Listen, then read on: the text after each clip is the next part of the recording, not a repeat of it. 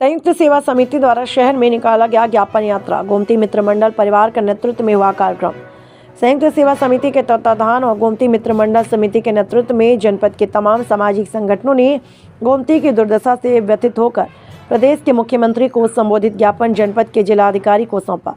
सीताकुंड धाम से निकली ज्ञापन यात्रा गोमती स्वच्छता के नारों के जय घोष के साथ मुख्य मार्गों से होती हुई जिलाधिकारी कार्यालय पहुंची, जहां जिलाधिकारी महोदय के प्रतिनिधि के रूप में उप जिलाधिकारी सदर को ज्ञापन सौंपते हुए 5 पदाधिकारियों ने जिलाधिकारी महोदया से मुलाकात की।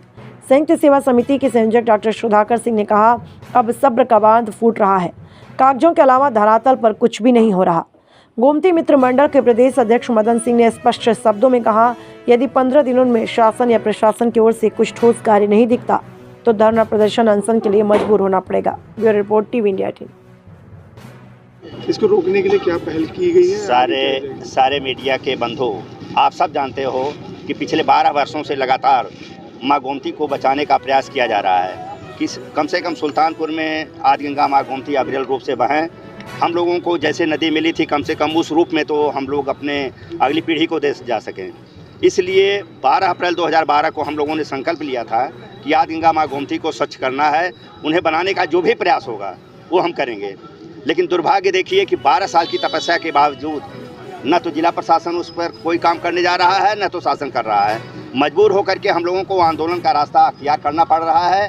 यह पहली दफ़ा इस समूह में ज्ञापन देने आए हैं। इसके अलावा कम से कम 200 बार पत्र हम लोगों ने दिया है शासन को, लेकिन निष्क्रियता बार बार सामने आती है। मजबूर होकर के आंदोलन की राह पकड़ना पड़ रहा है। आदि गंगा माँ गोमती को बचाने के लिए 15 जनवरी तक का हम लोगों ने समय दिया है। यदि तत्काल नालों को सीधे नदी में जाने से नहीं रोका गया तो पहले धरना करेंगे, फिर अनशन करेंगे, उसके बाद आमरण अनशन की स्थिति भी आएगी तो भी करने के लिए तैयार हैं। 1 साल में पूरा समय है प्रशासन शासन को कि गोमती नदी को स्वच्छता को लिए जो भी करना हो ये करें, नहीं तो गोमती मित्र मंडल समिति वहीं आमरण अनशन करके अपने आंदोलन को सफल बनाने का पूरा प्रयास करेगी। इस मुलाकात के क्या बोले थे? देखिए, उन्होंने आश्वासन दिया था, निश्चित तौर पर कुछ काम हुआ है, लेकिन उतने से काम नहीं चलने वाला है। जो नदी की स्वच्छता के लिए विशेष काम होना चाहिए, यदि लगे हुए हैं, एसटीपी लगी हुई है, तो क्यों नहीं चलाया जा रहा है? जल निगम की जिम्मेदारी दी गई है, लेकिन हम लोगों ने बार बार निवेदन किया, नाले पर जाकर के उनकी फ़ोटो दिखाई। ये देखिए आपके सामने है, ये नाला जो ट्रेन सब खाली हैं, डिब्बे जितने हैं सब खाली पड़े हुए हैं।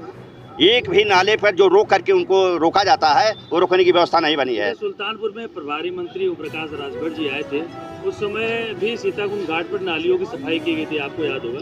तो तब से लेके अब तक क्या आश्वासन आपको दिया गया? बस वही जैसे आश्वासन मिलता रहा वही आश्वासन तब भी मिला था, आज भी मिल रहा है। आज भी जिलाधिकारी महोदय ने कहा है कि हम आपकी मांगों पर गंभीरता से विचार करेंगे। अब देखते हैं, 15 दिन का समय दिया गया है, नहीं होगा तो फिर जैसे और लोग नेता लोग करते हैं वैसे सामाजिक संस्थाएं भी आंदोलन करेंगी। ये बात बताना चाहता हूँ कि पिछले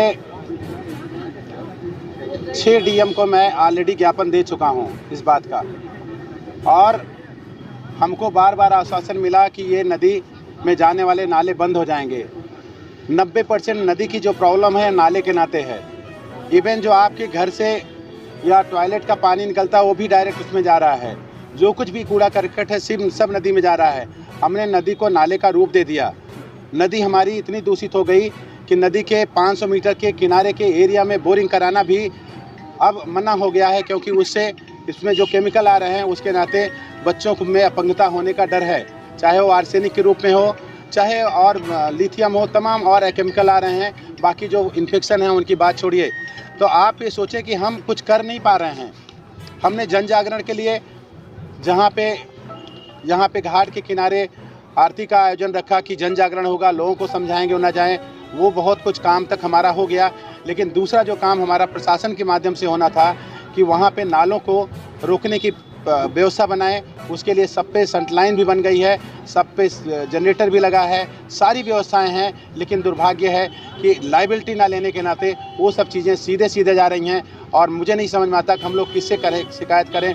मुख्यमंत्री के पोर्टल पे भी ऑलरेडी मैं शिकायत कर चुका हूँ। वहाँ से उत्तर आया कि जो आपका गंदा नाला वाला जाता है उसका पंप खराब है, लेकिन उसके बाद से दोबारा पंप क्यों नहीं ठीक किया गया? बारिश का 3 महीने तक उसे खुले रहने की छूट होती है, उस 3 महीने में क्यों नहीं सही किया गया? बड़ा दुर्भाग्य है कि हम जिस माँ की कसम खाते हैं उस माँ हमारी पीड़ित है, दुखी है, बीमार है, लेकिन उसकी हम इलाज नहीं करा पा रहे हैं, उसको हम ठीक नहीं कर पा रहे हैं, इतने संसाधन होने के बावजूद भी। बार अगर हमारी मांगें नहीं पूरी होती हैं तो हम लोग शासन को सीधे लिखेंगे वहाँ पे। और उसके अलावा हमारे पास जो और विकल्प हैं उसमें एनजीटी है और कोर्ट है, दो ही हमारे पास विकल्प बचते हैं जहाँ पे हम जा सकते हैं। लेकिन हम लोग अभी किसी भी तरह से आंदोलन का रास्ता नहीं इख्तियार करना चाहते, खाली निवेदन के माध्यम से, क्योंकि हर काम बना हुआ है, खाली लाइबिलिटी फिक्स करनी है, ये हो जाएगा तो काम हो जाएगा। ग्रीन बेल्ट डेवलप करने की बात थी, एनजीटी ने जितने भी किनारे बताया था कि नदी के किनारे से 200 मीटर तक नदी है, उसको करेक्ट करने की बातें थी, वो चीज़ें इंक्रोचमेंट हर बार ना किया जाए, उसको रोकने की व्यवस्था बनाई जाए, ताकि हम आने वाली पीढ़ी को कम से कम इससे बेहतर नदी नहीं तो जैसी हमारे पूर्वजों ने हमको दी थी वैसी नदी तो दे पाएँ। अगर ऐसा भी नहीं कर सकते तो प्रबुद्ध जन कहलाने का किसी को कोई अधिकार नहीं है।